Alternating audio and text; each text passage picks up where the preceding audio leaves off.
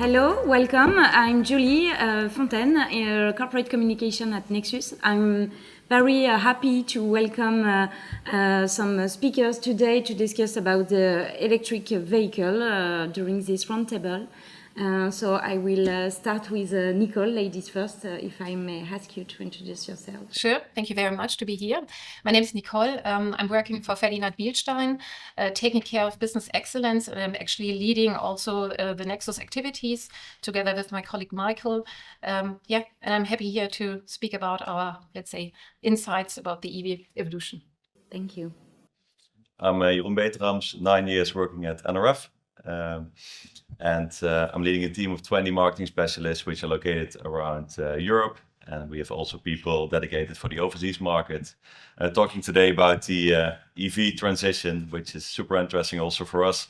We're investing a lot of time and effort to also grow this aftermarket range. Yeah, hello everybody. Olaf Henning, being in charge for the SKF Global Aftermarket. And for SKF, the transition from internal combustion to EV is, of course, a very interesting journey because everything what turns needs a bearing or a chassis part or powertrain. From this point of view, we are really going smoothly to both directions, and I'm looking forward for our interesting discussion. Thank you. Yeah, my name is Alexander Klebanov. I'm with MAHLE Aftermarket for 2 years now, responsible for global key account management and the ITGs. So I'm handling all NEXUS topics within the MAHLE organization.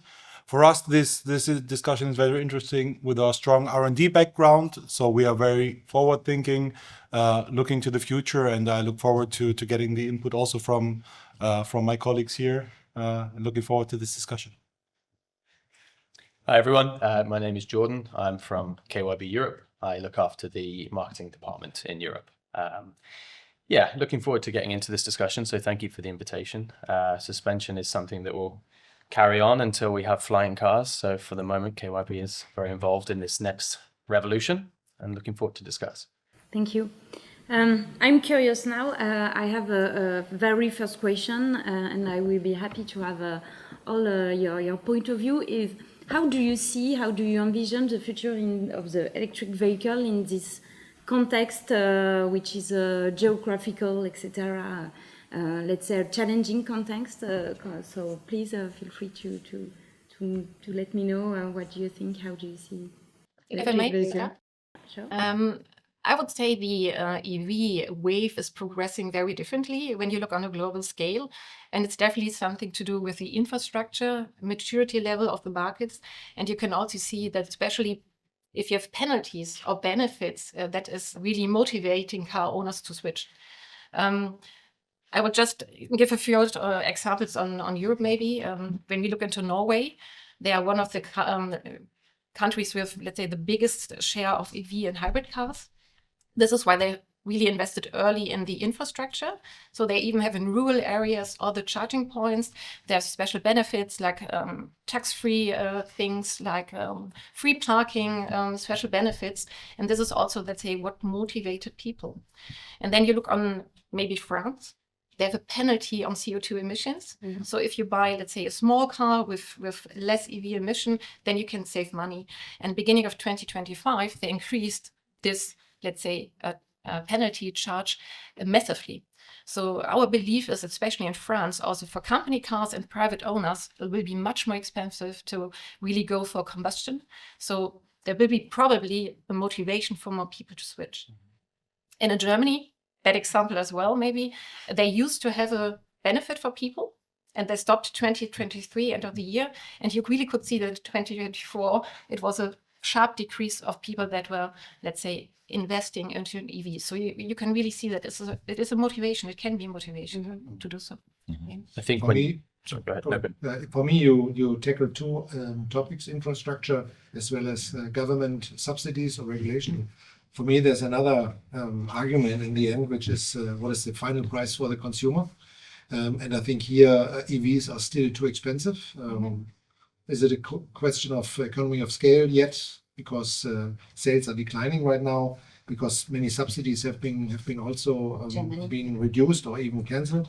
And what is interesting is that our industry was made believe in the last 10 years that an EV does not need any repair anymore. And I just saw a recent study, so a couple of days ago, that average maintenance of a car, internal combustion and EV is roughly the same. It's almost equal, with one difference that spare parts indeed are declining, while the cost for tires will increase a lot, because you have smaller tires, you have higher basically acceleration, and also then more load on the tires. So, but overall, the cost for the consumer maintenance cost will most probably not go down. It will stay the same or equal. And I think this is something which we need to consider if EV want to have a real breakthrough. Infrastructure, government subsidies, but as well the final cost for the consumer needs to go down for individual mobility. Yeah, I think to go back to Nicole's point about the legislation and the slight reduction in the forecast of sales because of that drop in 2024. Obviously, the legislation is leading us towards 2035, which is the magic date where we are all to be selling new EVs. But that's a step-by-step approach. And as you said, there was a big step for that in 2025. So for the vehicle manufacturers, maybe there was an incentive to maybe hold back and not encourage sales in 2024, because you're going to need those sales in 2025 to get your average emissions per vehicle sold down. So I think that's probably why we're seeing lots of more affordable EVs coming onto the market this year or towards the end of last year. You've got the Fiat Grande Panda, the Citroen C3e, Hyundai Insta, the Dacia Spring, the Renault 5, which looks great. So yeah, I think from 2025 with this new step in legislation kicking in, I think there's going to be big incentives now to kick on the next step of this EV revolution. Yeah, you talked about investment, Jeroen, and it's true. The automotive industry made a lot of investment on EV. If you want to develop a little bit. Yeah, if I have a look at NRF, we are really increasing the amount of aftermarket parts for electric vehicles. It's also because the demand is growing. If you see, for example, first Tesla Model S is from 2012.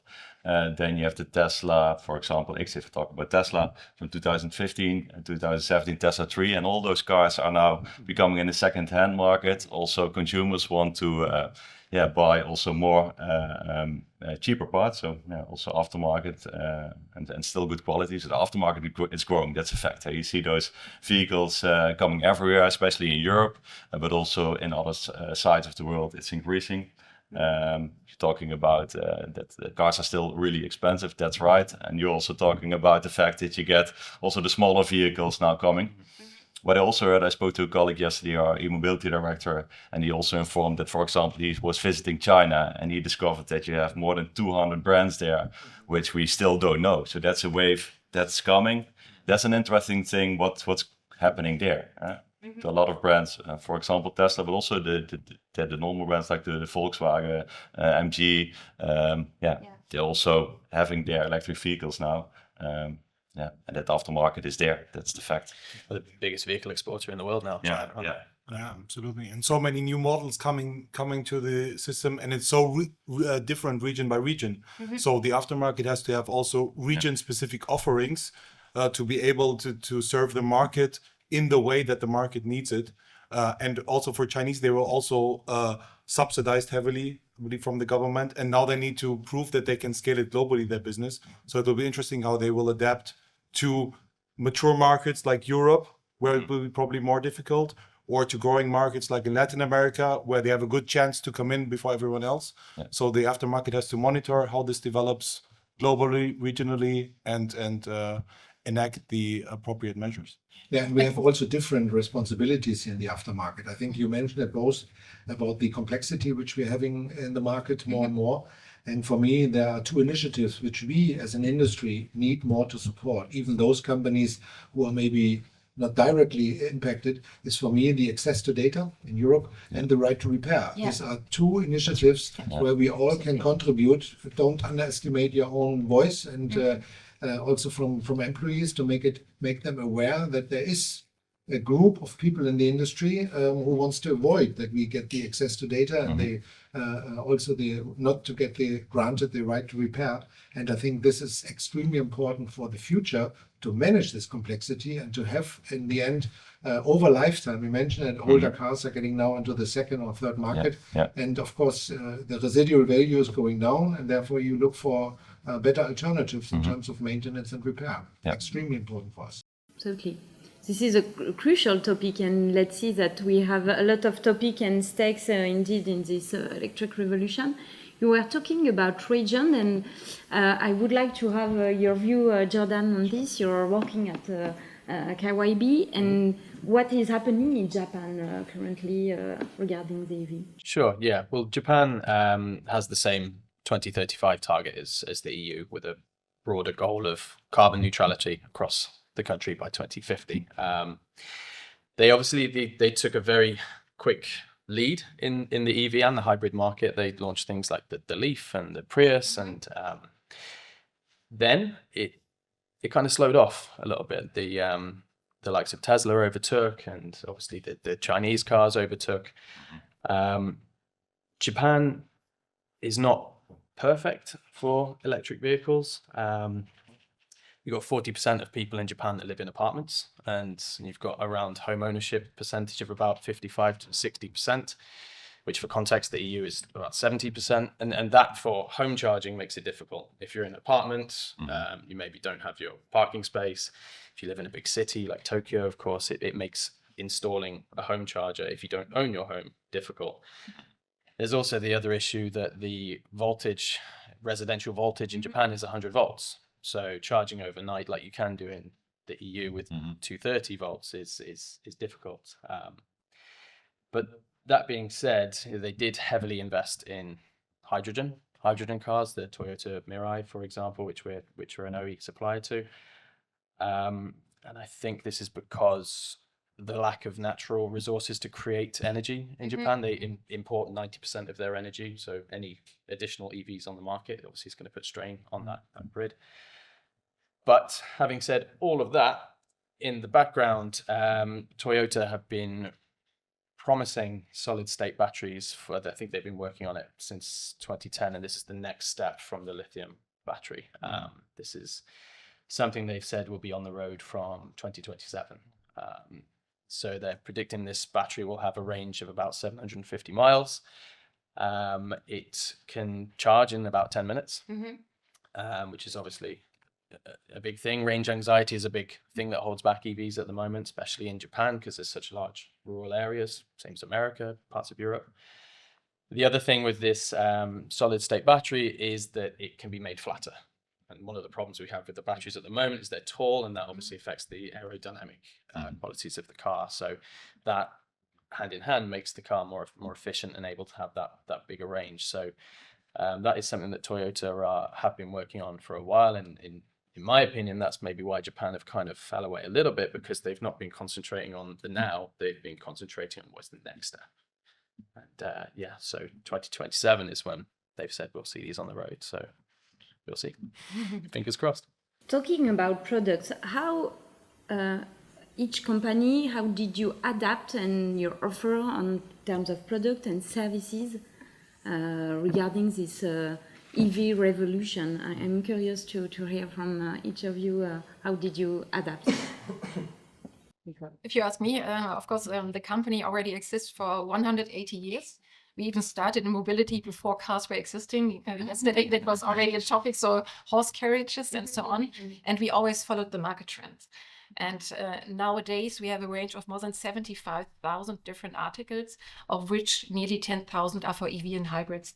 And we are totally a flexible company. So we want to offer what the market is needed now and also in the future. This is our goal, so total customer orientation. And if we touch Tesla, you just said it, that there is a need of spare parts, we see it as well. So we have a strong range for Tesla. They need suspension parts, but they also need other parts, and we even have an own invention, just to name it, it's the jack pad. you needed to lift the car in the garage really to not damage the battery.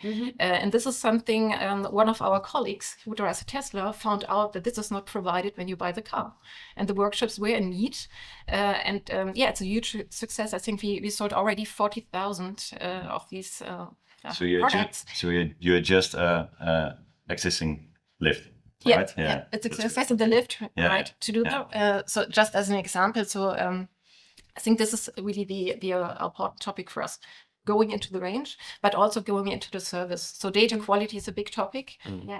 For the new Chinese vehicles, we are already working on the topic, but also for the existing one. And we have more than 40 dedicated people just going into, research, application, looking into new links, looking into changes maybe that happened. And for us, EV and hybrid is just part of the normal process. So yeah, they look into, registration, what comes new on the market. And the further service, I would say, is definitely topic of logistics, because you need more space for more parts, and this is what we do, logistic expansion, logistic optimization, regional setups. We just founded a new company in India, and of course we want to be closer to the NEXUS community also on different continents. So Europe is our focus market currently, but the idea is to go rather global and to serve better and closer the market. Yeah, of course, there's a big market coming up. Years ago, e-mobility was just a project, and now it's really part of a company. We have a part called the NRF e-mobility, and it's aimed on new new energy vehicles. Sorry, and it's about electric vehicles. It's about plug-in hybrids, and also the Toyota Mirai, the fuel cell, the hydrogen vehicles. And we are trying to build up a range for especially plug-in hybrid, because that's the biggest part still, but also dedicated for electric vehicles. We have 1,300 parts now, aftermarket parts, or cooling parts, also air conditioning parts, and also beyond that. So batteries need to be cooled, and you have a lot of things in the car which our parts are needed. It's good for us to create a leading position in the aftermarket in our field. So 1,300 parts for electric and hybrid vehicles we have now. Last year we also launched 200 separate parts for all Tesla models, and that goes beyond our cooling and air conditioning business, also suspension and also other parts, filtration, steering parts. So we also want to be a wide one-stop shop supplier for these kind of parts. So really building our range. So on one side we're having the range, which is super important. On the other side, you need to show that you provide the quality. So what we also do, we invested in our test centers to make sure we can also test and validate those aftermarket products, and to show that we have the quality. What we also do is we invested in some training cars.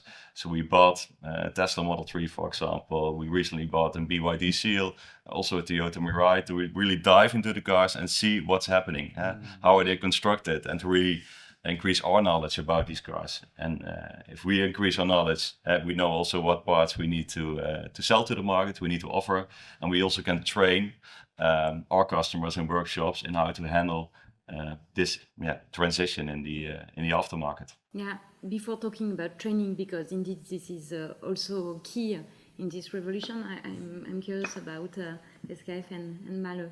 Yeah, I think the topic is customer orientation is of course key for all of us, no doubt.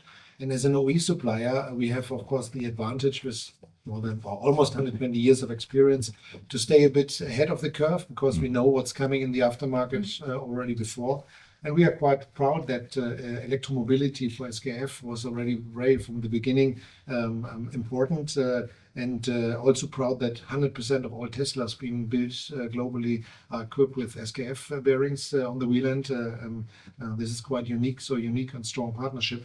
And this makes us then eligible to also see what's coming in the aftermarket early enough to provide the right repair solutions. Yeah, because customers are more and more not looking for the spare parts only. I talked about the access to data and right to repair. They need solutions. They need our mechanics. They can't from our market are are not able to cope with the technology. They need basically the support for the repair on a specific vehicle. Yeah, you can't train this anymore.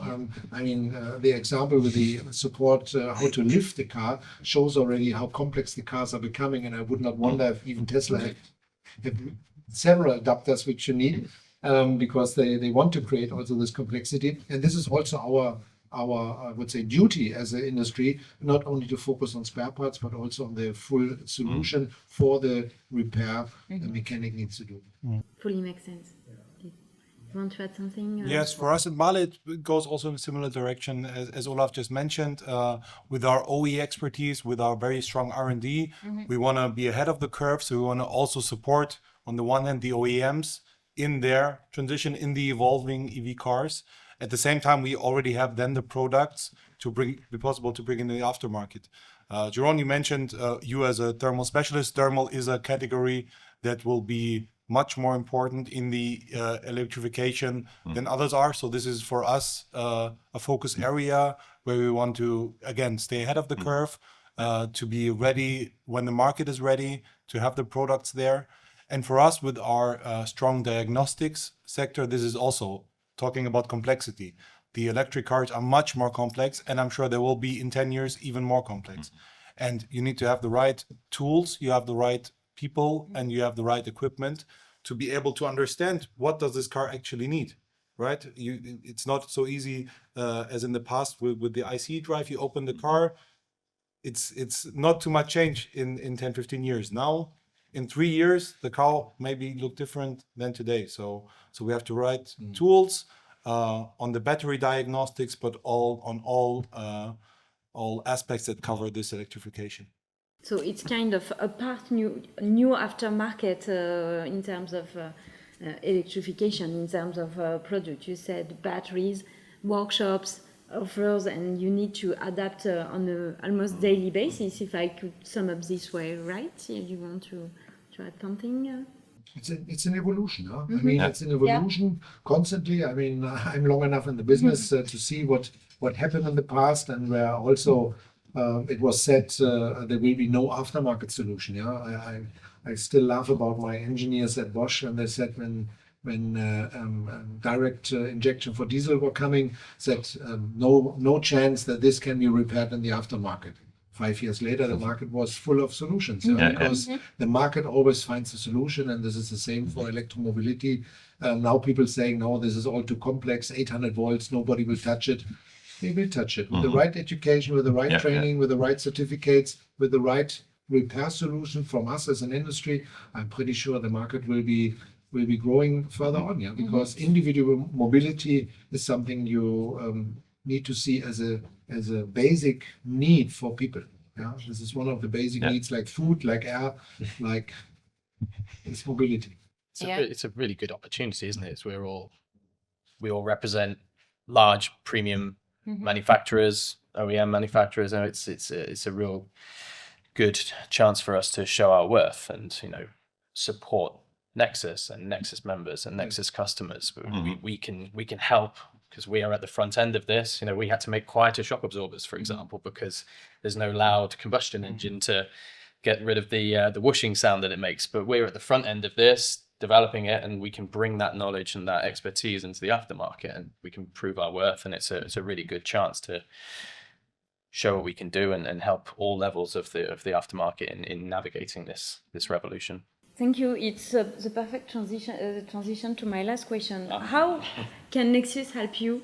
How can we support you in this revolution? I think it's. You want to go ahead? Yeah, I think that's super clear, because we are evolving, developing our product range, and we need you as a NEXUS also to make sure this is presented to your members within the chain to see all the new parts that we are launching. That distributors know about it. It's our task, but also you're helping with that. For example, at this business forum, you see in the lobby, you see a Cybertruck, which also represents our e-mobility activities. We need your help as much as possible to make sure your members are aware of our developments together. I think for me, it would be really to touch that it's not only one trend, of course, we have to think about, or the workshops or even the wholesalers have to think about. Because on one hand, of course, we have EV and hybrids. We have the Chinese coming on the market. We have the topic of BYD and MGs and all the others. Yeah. On the other hand, the majority of business is still the combustion. And on the other hand, cars are getting older. So basically, everyone has to think about enlarging their range, enlarging the scope of the business to target or to capture even these opportunities.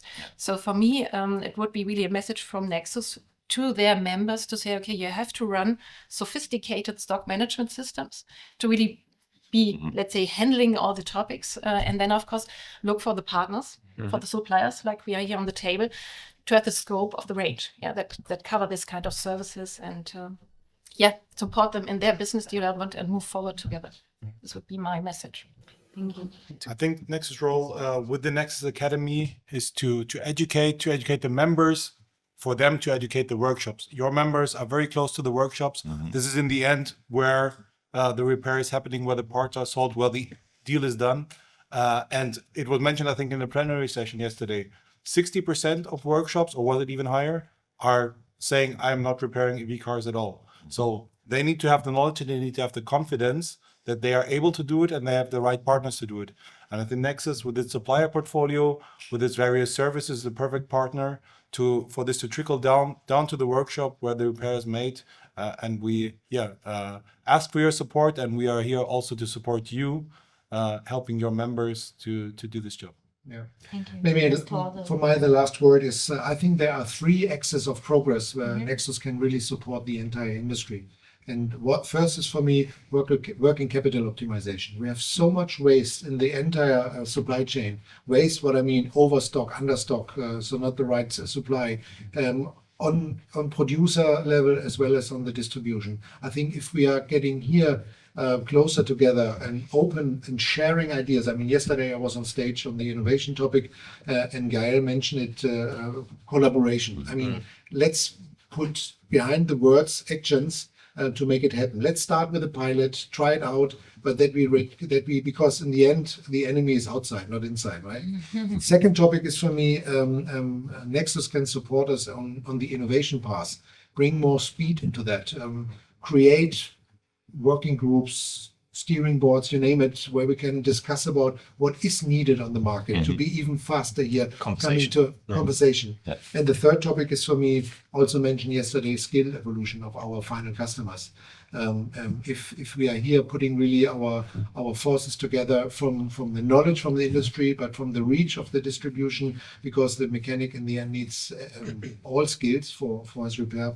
I think these are already 3 very important topics where Nexus can support us. I think your point earlier as well about supporting lobbying for right to repair, right to access, right to data, right to these connected cars. I think everybody at all levels of the chain, from the industry associations to us as suppliers and manufacturers, Nexus as well, it's really important that we support that as much as we can, because we can't afford to have any percentage of this next level of car evolution to be locked out from the independent aftermarket. We have to really keep on top of that from all levels.